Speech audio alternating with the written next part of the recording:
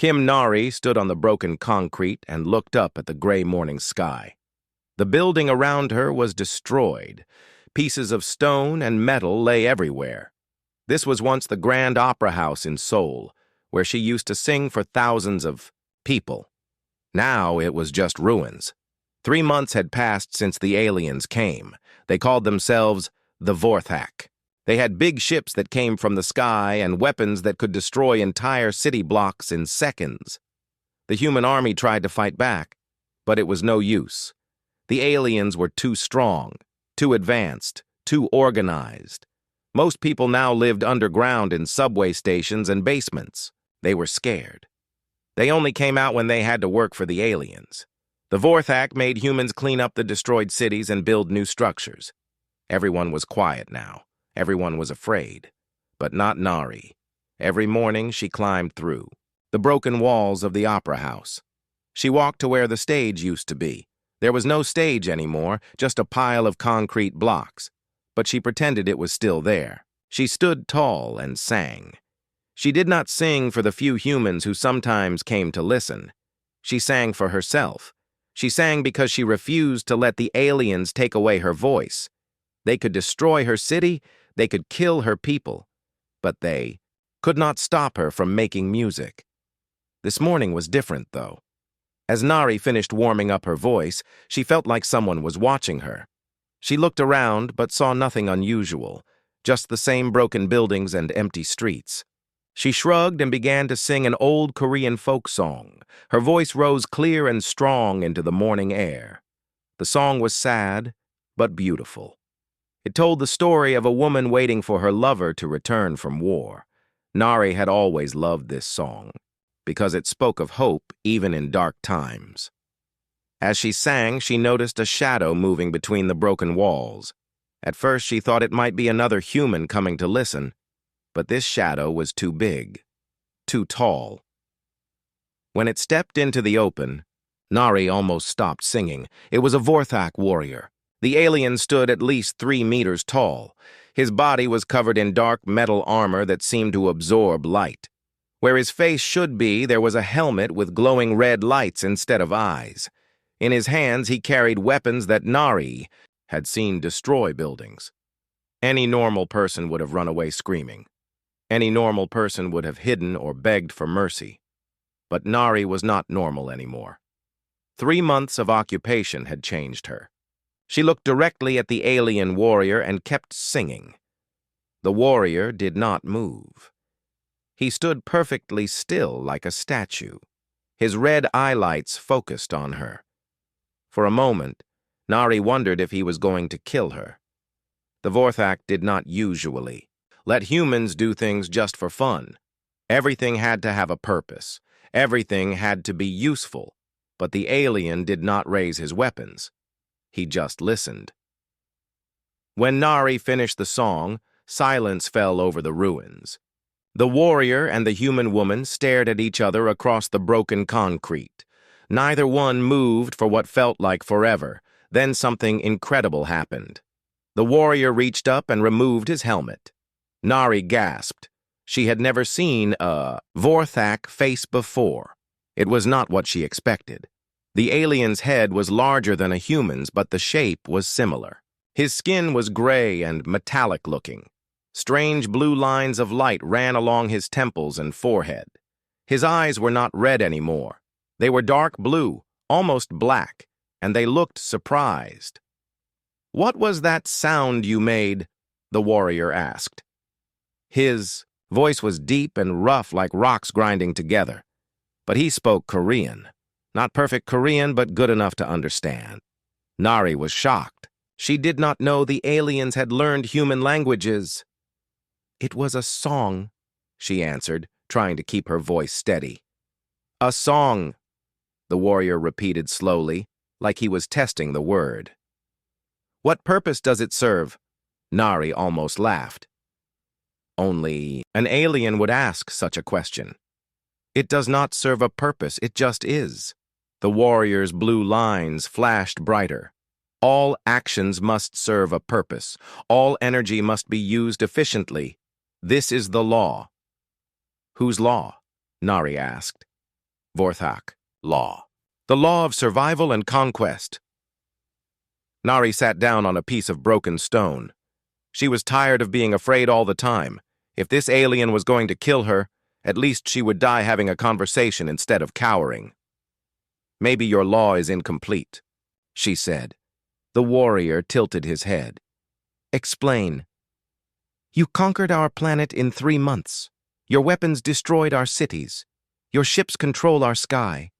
But you do not understand something as simple as a song. How can your law be complete if... It cannot explain why humans make music? The alien was quiet for a long time. The blue lines on his face pulsed slowly like a heartbeat. Finally, he spoke again. I am designated Combat Unit Keth 79. I have fought in 12 star systems. I have conquered 47 worlds. I have eliminated threats with perfect efficiency, but I have never encountered sounds like the ones you made. My name is Nari. I used to perform on this stage before your people came. Perform, Keth said the word carefully. You made sounds for other humans to hear. Yes. They would come and listen and feel things. Joy, sadness, hope, love. The music helped them understand their emotions. Keth's eyes widened slightly. Emotions are inefficient. They cloud judgment and reduce combat effectiveness. Maybe, Nari said, but they also make life worth living. The alien warrior stared at her. She could almost see his mind working, trying to process this idea. Finally, he put his helmet back on. I must continue my patrol, he said. His voice was back to the mechanical tone from the helmet speakers. Will you kill me for singing? Nari asked. Keth paused. No. You pose no threat. Your songs serve no tactical purpose. He turned and walked away through the ruins. Nari watched him go, wondering if she would ever see him again. She had expected to die this morning. Instead, she had taught an alien warrior about music. The next morning, Nari climbed back to her makeshift stage. As she began to sing, she noticed the same shadow among the broken walls. The warrior had returned. This time he did not hide. He stood in the open and listened to every note. When she finished, he removed his helmet again. Sing another, he said simply. And so began the strangest friendship in the history of 2 worlds. Nari looked at the massive alien warrior and smiled. Any requests? 2 weeks had passed since Nari first met the alien warrior. Every morning now followed the same pattern. She would climb to her broken stage in the ruins of the opera house. She would sing for an hour as the sun came up, and Keth would stand at the edge of the debris field and listen. He never interrupted her songs. He never spoke while she performed. But afterward, he would walk closer and ask questions that surprised her with their curiosity. Today, Nari had sung 3 different pieces. The first was a lullaby her grandmother used to sing. The second was from a famous opera about love and loss. The third was a modern Korean pop song that had been popular before the invasion. As always, Keth removed his helmet when the music ended. The blue lines on his face glowed softly in the morning light. Nari had learned that these lines showed his emotions, though she was still figuring out what each pattern meant. The first song was different from yesterday, Keth observed. It had a slower rhythm. The tonal patterns suggested comfort rather than sadness. Nari smiled. You are getting better at understanding music. Yes. That was a lullaby. A song parents sing to help children sleep. Sleep requires no assistance for my species. When rest is required, we simply shut down our consciousness until needed. But human children need comfort to sleep. They need to feel safe and loved. Keth tilted his head. This gesture was becoming familiar to Nari. It meant he was processing something that did not fit his understanding of the world. Love, he repeated. This concept appears frequently in your songs. Define it. Nari laughed, but not in a mean way.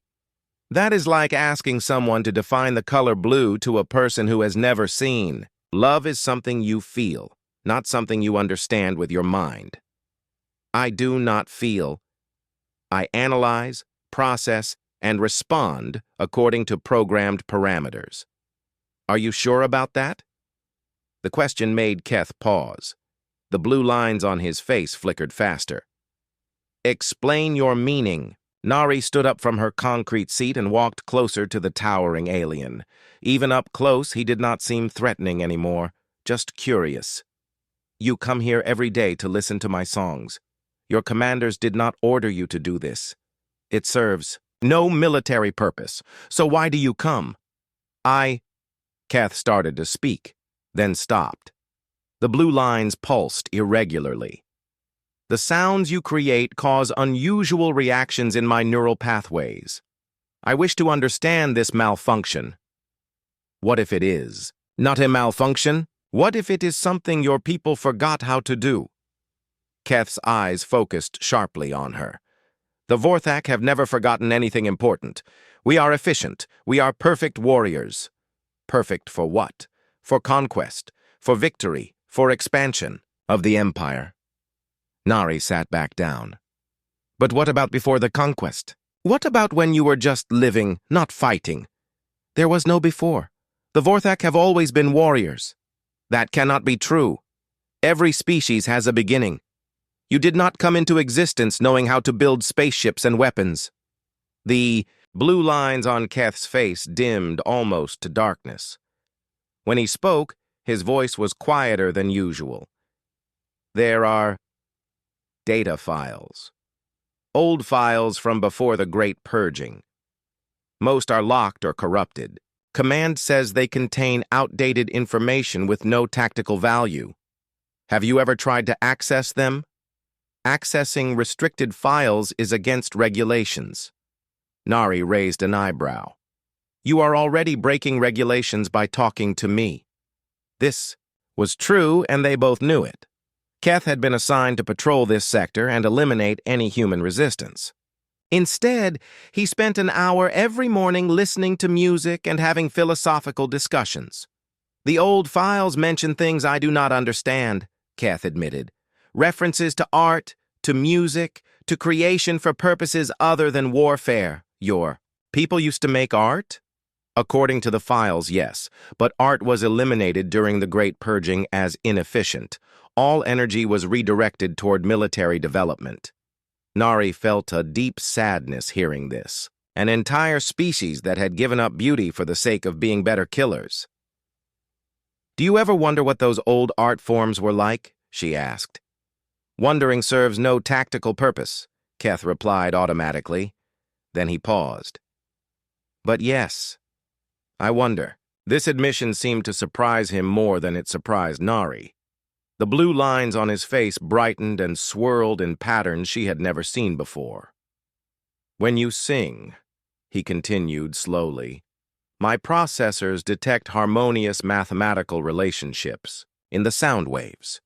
But there is something else, something that does not register on any of my sensors yet affects my consciousness in ways I cannot quantify. That something else is what we call beauty. Beauty. Keth tested the word. Another concept without tactical application. The most important concepts usually do not have tactical applications. They sat in comfortable silence for a while. Around them, the ruined city was waking up. In the distance, Nari could see humans walking to their assigned work areas. The Vorthak had rebuilt parts of Seoul, but in their own style. Everything was gray and functional. No decoration, no color, no unnecessary beauty. Keth, Nari said eventually. Would you like to try making music yourself? The alien warrior's entire body went rigid. Impossible. I am not designed for creation.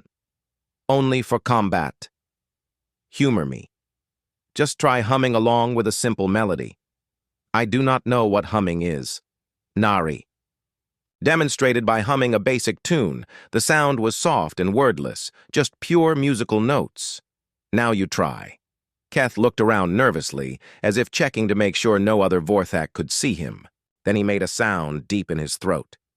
It was rough and mechanical, but it followed the same notes Nari had hummed. "Good," she said excitedly. "That was music. You just made music." The blue lines on Keth's face exploded into bright spirals. His expression, as much as an alien face could show expression, was one of amazement. "I created sound patterns with no tactical purpose," he whispered. "You made something beautiful." Keth stood up abruptly and put his helmet back on. When he spoke, his voice was back to the mechanical tone of the helmet speakers. "I must report for duty evaluation this afternoon. My commander has noticed irregularities in my patrol patterns." Nari felt a chill of fear. "Will you tell them about our conversations?" "No, but they may scan my memory files.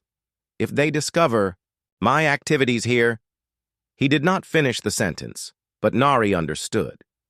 If the Vorthak leadership learned that one of their warriors was developing appreciation for human art, there would be consequences.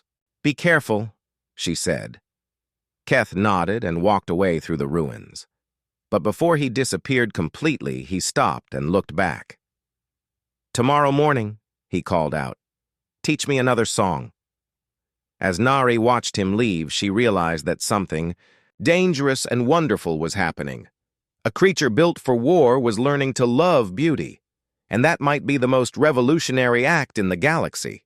The next morning, Nari knew something was wrong even before she reached her singing place. The air felt different, dangerous.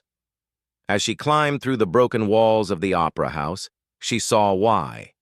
Keth was there, but he was not alone. 3 other Vorthak warriors stood with him. Their weapons were drawn and pointed directly at her. At the center of the group was a warrior whose armor was different from the others. It had marks and symbols that Nari did not recognize. But she could. "Tell this one was important." The important warrior stepped forward. When he spoke, his voice was louder and harsher than Keth's.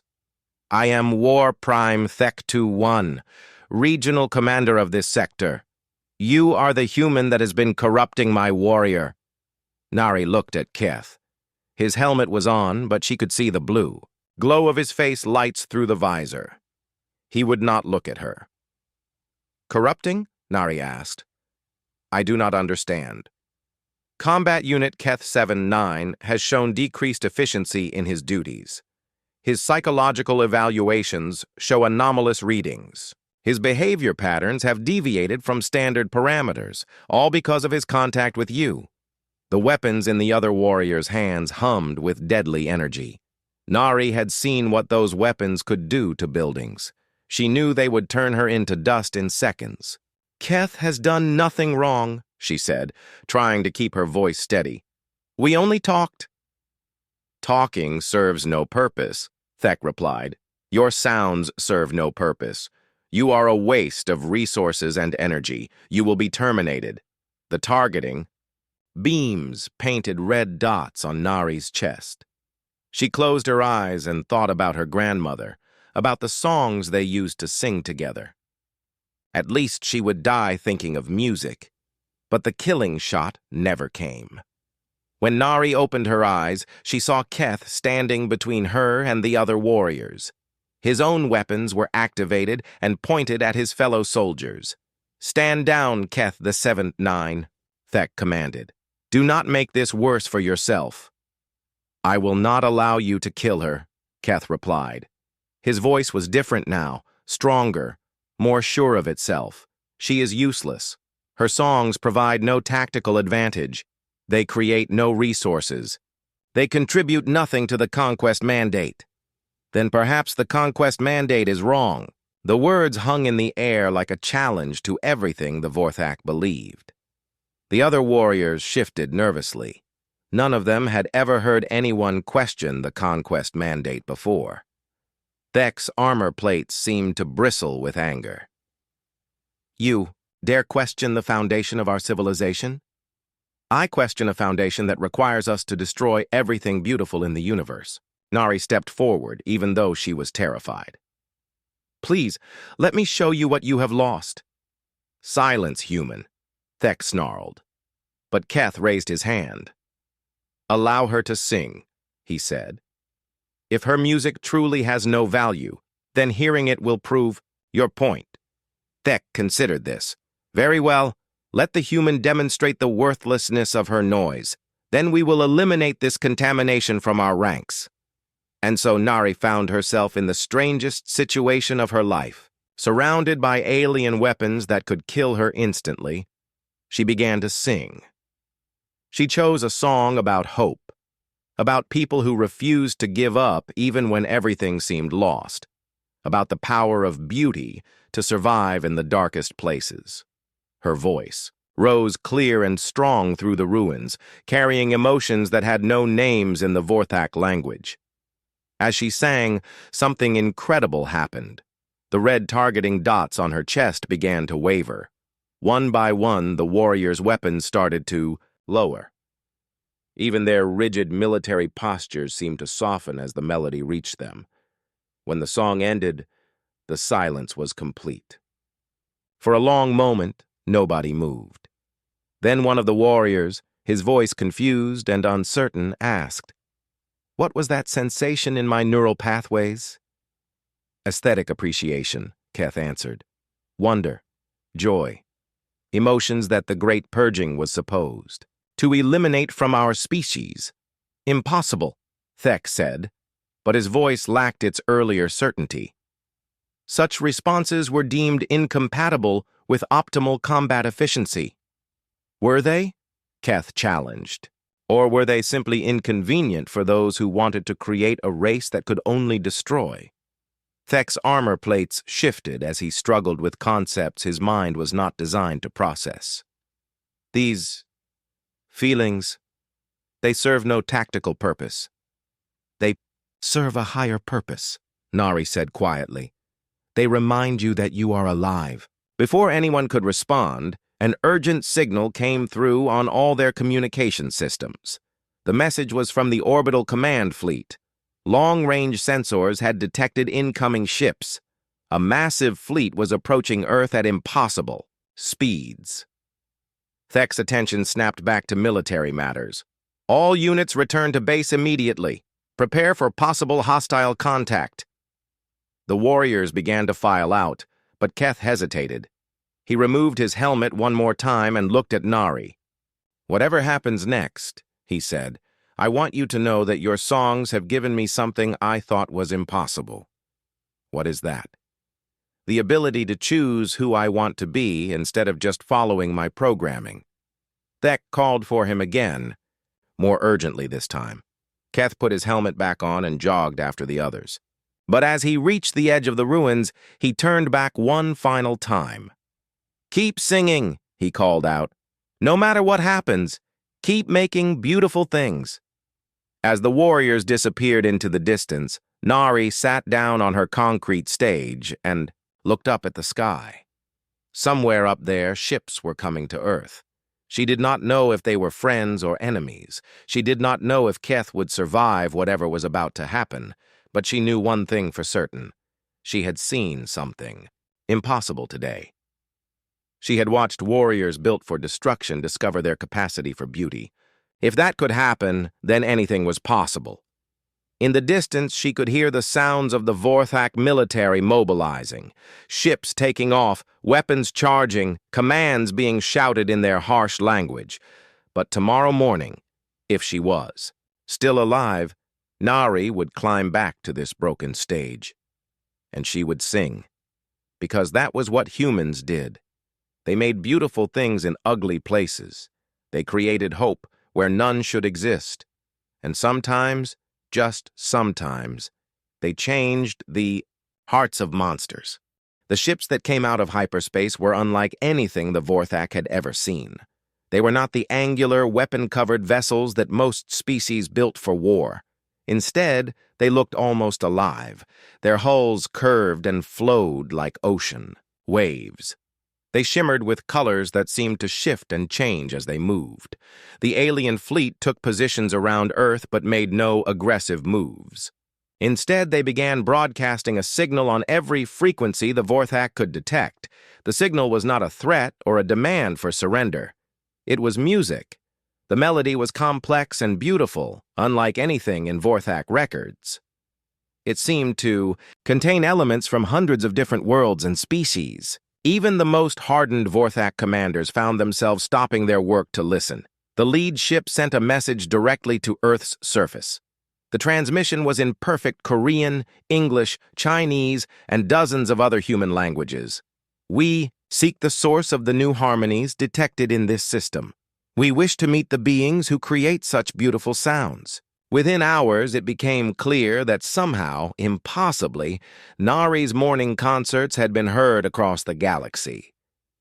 The newcomers had traveled from distant stars just to find the human who had been singing in the ruins of Seoul. The aliens called, themselves the Resonance Collective. They were not conquerors like the Vorthak. They were explorers of beauty, seekers of art and music and all forms of creative expression.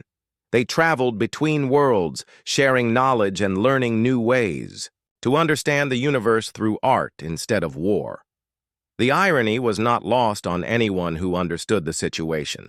The mighty Vorthak Empire, with all its weapons and warships, had never attracted the attention of such an advanced civilization. But one human woman with nothing but her voice had drawn them across the void between stars.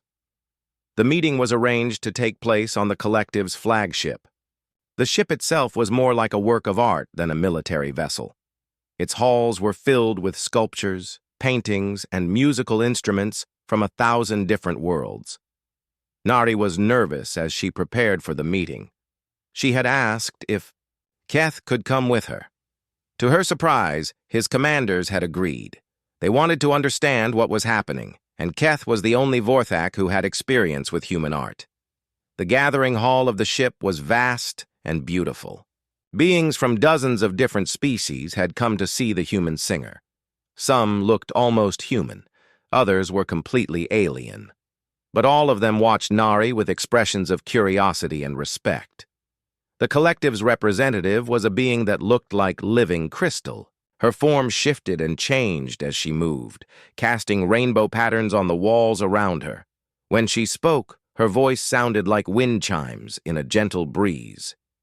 "I am Songkeeper Yulen," she said. "We have listened to your species' transmissions for many years. Your mathematics are simple, your technology is basic, your societies are chaotic.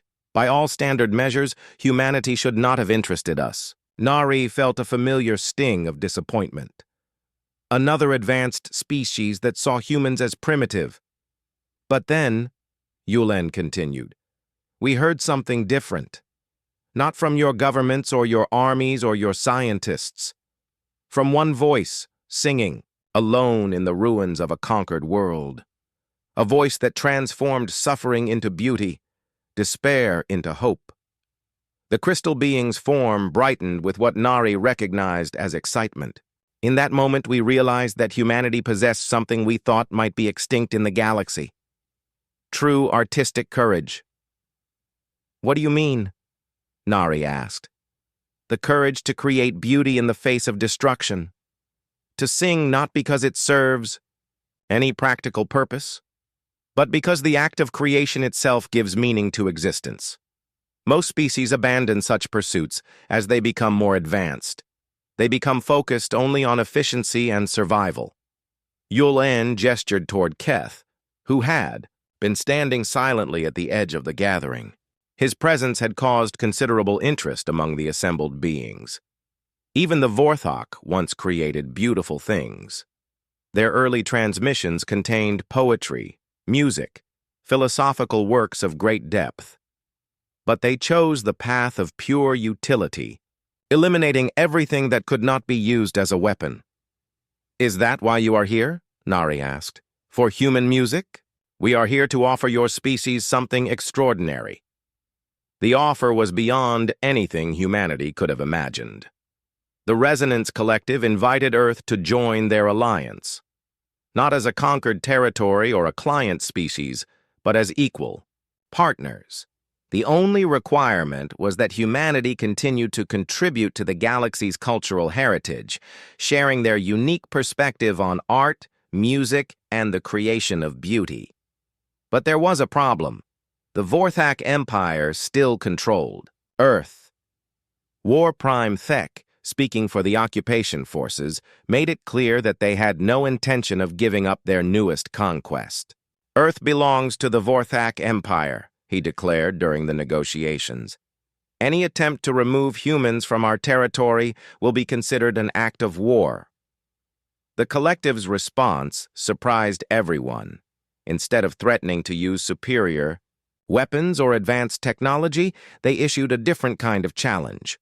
We propose a contest of cultural merit, Yulen announced. If humanity can demonstrate their artistic worth in a format that even the Vorthak can judge fairly, Earth will be granted independence. If they fail, we will withdraw and leave your species to their current fate. The contest would be held on the Vorthak command ship orbiting Earth. 3 human representatives would present humanity's case through artistic expression, judged by a panel of Vorthak commanders who had never been asked to evaluate anything. Beyond military efficiency, Nari was chosen as the first representative. The second was Park Min-ho, a sculptor whose works had survived the invasion hidden in subway tunnels.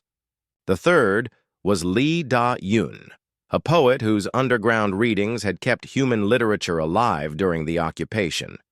But the most surprising development was Keth's request to serve as humanity's advocate. He wanted to argue their case before his own people. The request sent shockwaves through the Vorthak command structure. No warrior had ever voluntarily sided with a conquered species before. You would betray your own kind, Thek demanded during a private meeting. I would serve the truth, Keth replied. And the truth is that we have become less than we were meant to be. These humans have shown me that strength is not just the ability to destroy, but the courage to create despite destruction. The preparations for the contest began immediately.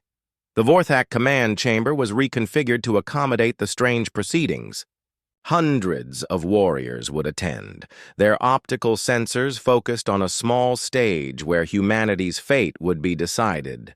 As Nari prepared for what might be the most important performance of her life, she thought about all the mornings she had sung in the ruins. She had started singing for herself, as an act of defiance against despair. She never imagined that her voice would reach across the stars and change the destiny of 2 species.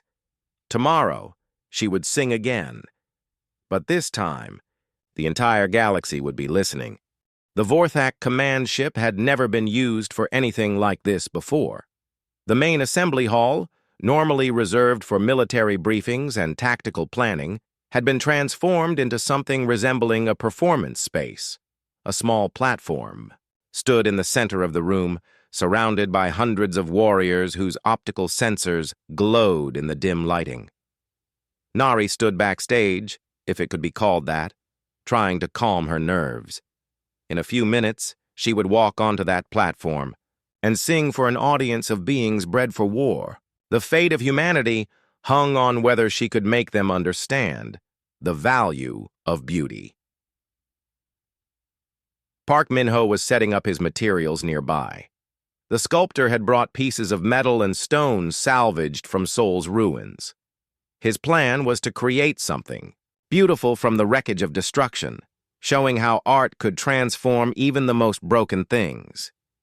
Lee Da-yoon sat quietly in a corner, reviewing her poems.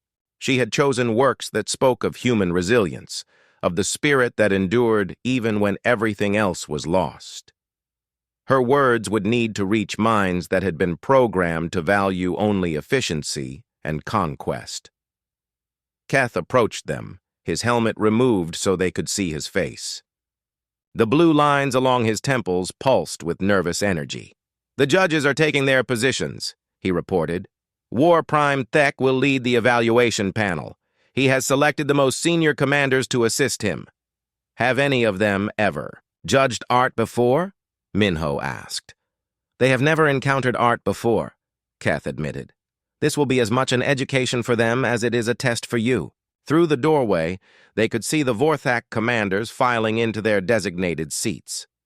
These were beings who had conquered dozens of worlds, who had perfected the art of destruction.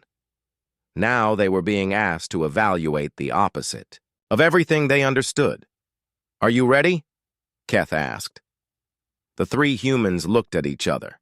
They were as ready as anyone could be for something impossible. Min-Ho went first. He walked onto the platform carrying chunks of twisted metal and broken concrete. To most observers, it looked like debris.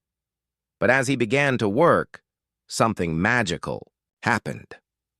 His hands moved with practiced skill, shaping the wreckage into forms that seemed to flow and dance.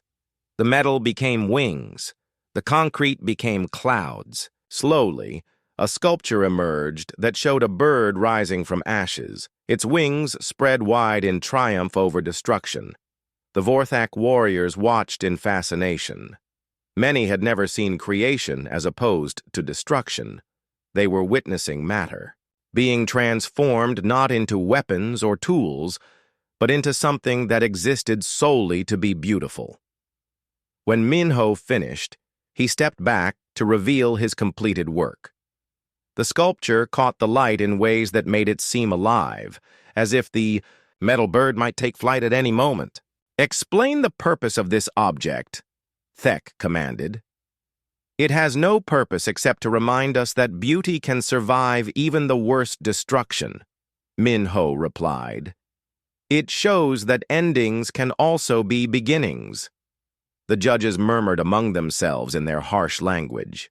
Several warriors tilted their heads in the gesture that Nari had learned meant confusion or deep thought. Dayan went next. She walked to the center of the platform with only a small book in her hands.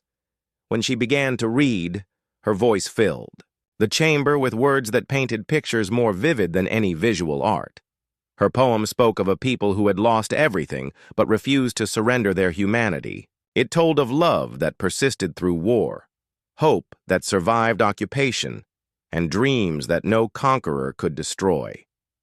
The words were translated through the ship's systems, but their emotional impact needed no translation. As she read, something unprecedented happened in the chamber. Several Vorthak warriors began accessing data files they had never opened before, ancient memories from before the Great Purging, when their own people had created poetry and literature. When Da-Un finished, the silence was profound. One of the junior commanders, his voice uncertain, asked, "Why do you create word patterns that serve no tactical function?" "Because they serve a human function," Da-Un replied. "They help us remember who we are when everything else is taken away." Finally, it was Nari's turn. She walked onto the platform alone with no instruments, no props, nothing but her voice. The weight of expectation pressed down on her like a physical force. But as she looked out at the sea of red optical sensors, she made a decision that surprised everyone, including herself. "I would like to invite someone to join me," she announced. The chamber erupted in confused murmurs. This was not part of the planned presentation. "Keth 7-9, she called out. "Will you sing with me?" The reaction was immediate and explosive. Warriors throughout the chamber began talking at once. Several weapon systems automatically activated in response to the unprecedented situation. Keth stood frozen in place. "I cannot. It is not permitted. I am not designed for such activities." "You hummed with me in the ruins," Nari reminded him. "You told me your people once made music. Show them what they lost." Thek's voice boomed over the chaos. "Absolutely forbidden. Combat units do not engage in frivolous activities." But Keth was already walking toward the platform. With each step, he seemed to shed layers of programming and conditioning. By the time he reached Nari's side, he looked different, more alive somehow. "What are you doing?" he asked quietly. "Showing them that warriors and artists do not have to be enemies," she replied. "Trust your voice, trust yourself." And so, in the most unlikely place in the galaxy, a human opera singer and a Vorthak warrior began to create music together. Nari started with a simple melody, something any voice could follow. Keth's first attempts were rough and mechanical, but gradually they became more natural. His deep, resonant voice blended with her clear soprano in ways that neither had expected. The song they created was unlike anything either species had produced before. It spoke of two peoples finding common ground, of enemies becoming friends, of the power of beauty to bridge any divide. As they sang, miracles began happening throughout the chamber. Warriors who had been programmed to eliminate all emotional responses found themselves experiencing sensations they had no names for. Some began spontaneously accessing their deepest memory files, rediscovering fragments of what their people had been before the Great Purging. By the time the song ended, half the Vorthak in the chamber were weeping. The other half were too stunned to move. War Prime. Thek stood slowly, his massive frame trembling with what observers would later describe as an existential crisis. "The judgment is rendered," he said, his voice heavy with the weight of revelation. But what judgment he would render, no one yet knew. War Prime Thek stood in the center of the command chamber, his massive frame silhouetted against the stars visible through the viewport. For long moments, he said nothing. The silence stretched until it became almost unbearable. Around the chamber, Vorthak warriors sat in various states of confusion and wonder. Many were still accessing memory files they had not opened in decades. Others stared at the platform where a human and one of their own had just created something beautiful together. Finally, Thek spoke. His voice was different now, carrying a weight that seemed to encompass centuries of loss. For 400 years, the Vorthak Empire has conquered worlds with perfect efficiency. We eliminated weakness. We purged emotion. We became the ultimate weapon. He paused, his optical sensors dimming. And, in doing so, we forgot what we were fighting for. He turned to face Nari and Keth, who still stood together on the platform. "Combat Unit Keth 7-9, you have violated every protocol of our military code. You have fraternized with conquered species. You have engaged in activities with no tactical value. You have..." He struggled with the words. "You have reminded us of what we used to be." Thek's attention shifted to the three humans. "Your species possesses something we thought was lost forever in the galaxy. The courage to create beauty in the face of destruction, the wisdom to value art over conquest, the strength to remain human even when everything human is taken from you." Around the chamber, warriors were nodding, not the sharp military acknowledgement they were trained for, but something more personal, more real. "Humanity has demonstrated cultural value that transcends tactical utility," Thek declared formally. "Earth is granted immediate independence from Vorthak control." The chamber erupted in surprised murmurs, but Thek raised his hand for silence. "But more than that," he continued, "humanity has given us a gift we did not know we needed. They have shown us that strength and beauty can coexist, that warriors can also be artists." He gestured to Keth, who still stood beside Nari on the platform. "Keth 7-9, you are offered a choice. Submit to reconditioning and return to standard combat parameters, or accept exile from Vorthak's space to pursue whatever path your newfound consciousness leads you to." Keth removed his helmet one final time and looked directly at his former commander. "I choose exile. I choose to learn what it means to create instead of destroy." So be it. The Vorthak withdrawal from Earth began immediately. But it was unlike any military withdrawal in their history. Instead of simply leaving, many warriors requested permission to study human art forms before departing. Some asked to take copies of human music and literature back to Vorthak space. Most significantly, Thek announced that the Empire would begin exploring the possibility of cultural renaissance. Art academies would be established on Vorthak worlds. Warriors would be given the option to study creative pursuits alongside military training. "We will learn to be whole again," he declared. "We will remember how to create as well as conquer." The Resonance Collective welcomed humanity with celebration. Yulen personally invited Earth to join their alliance, offering them a special role as cultural ambassadors to other species, making the transition from warfare to artistry. Nari found herself appointed as Earth's first harmony ambassador. Her job would be to travel between worlds, sharing humanity's unique gift for creating beauty in the darkest circumstances. It was a position she never could have imagined when she first started singing in the ruins of Seoul. But perhaps the most remarkable transformation was in Keth himself. Having chosen exile from his own people, he became the first Vorthak to join the Resonance Collective as an individual. Working alongside Nari, he began the slow process of helping other conquest-focused species discover the path to cultural awakening. The change was not easy for him. Centuries of conditioning could not be undone overnight. But every day, he grew, more comfortable with concepts like beauty, wonder, and joy. He learned to appreciate art not for what it could accomplish, but for how it made existence more meaningful. Years passed. The galaxy slowly transformed as word spread of what had happened at Earth. Species that had focused solely on expansion and conquest began to remember their own cultural heritage. The Resonance Collective grew larger as more civilizations chose. Creation over destruction. The Opera House in Seoul was eventually rebuilt, grander than it had ever been before. But the most famous performance space remained the pile of rubble where a human woman had first sung to an alien warrior. A memorial plaque was placed there with words in both Korean and Vorthak script. Here, beauty proved stronger than conquest. On the anniversary of that first meeting, Nari and Keth returned to the ruins. She was older now, her hair touched with gray.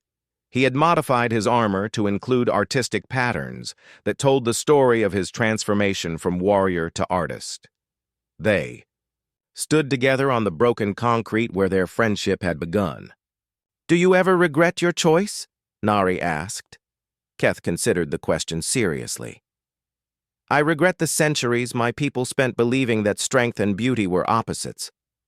But I do not regret learning the truth." "And what truth is that?"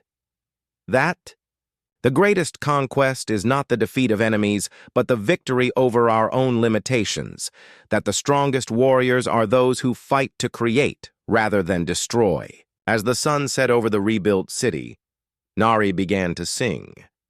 It was the same folk song she had performed on that first morning, the lament for things that are lost. But now it sounded different, less like mourning and more like hope. Keth joined, his voice with hers, as he had learned to do over the years. Their combined melody rose into the evening air, carrying across the city and up to the stars beyond. Somewhere in the galaxy, other voices were learning to sing. Other warriors were discovering the joy of creation. Other species were choosing beauty over conquest.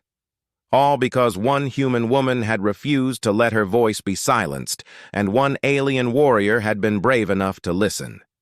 The song ended, but its echoes continued. They always would. In the ruins of the old opera house, where destruction had given birth to the most beautiful friendship in galactic history, Nari and Keth smiled at each other and began to sing again. After all, there was still so much beauty left to create. The end.